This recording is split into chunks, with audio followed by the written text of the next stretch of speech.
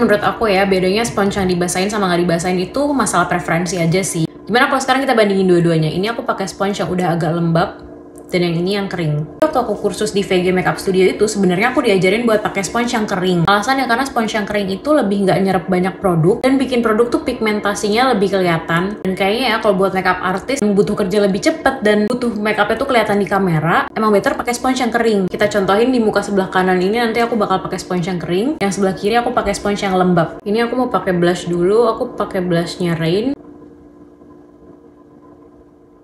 Kelihatan ya, dia walaupun dikit aja pigmentasinya udah nampol banget di yang sebelah sini. Sebelah sini aku mau pakai spons yang lembab, dan ini perlu dicatat ya, sebenarnya bukan spons basah atau kering, tapi lembab atau kering. Karena kalau spons yang masih basah banget itu bisa ngangkat produk kamu yang di bawahnya. Jadi make sure dia tuh cukup lembab aja, jangan sampai basah. Jadi kalau di press gini tuh udah nggak ada air yang keluar. Ini lanjut, aku mau pakai spons yang lembab di sebelah sini.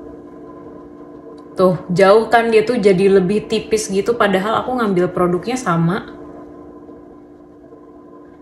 Tapi plus poinnya dia tuh jadi lebih nyatu dan lebih gampang di blend.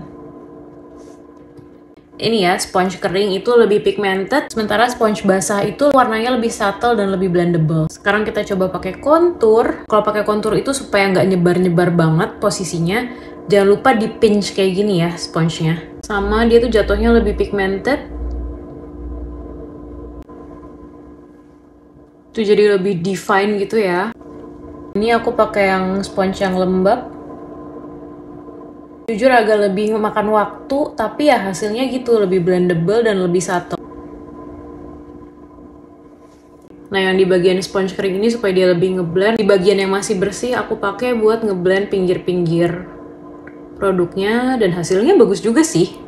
Oke, jadinya pakai spons kering atau basah itu balik lagi ke masalah preferensi. Kalau kalian butuh produk kalian tuh color payoff-nya tuh maksimal dan mau menghemat waktu, aku saranin pakai spons kering. Cuma minusnya adalah dia butuh blending skill yang lebih advance, karena pakai spons kering itu produk agak lebih susah ngeblendnya. Kalau kalian mau hasil yang lebih natural, blendable, bisa pakai spons yang lembab. Ingat lembab ya, bukan basah. Cuma negatifnya dia lebih ngabisin produk dan takes time aja sih, karena dia harus di build pelan-pelan. Kalau kalian kira-kira prefer yang mana?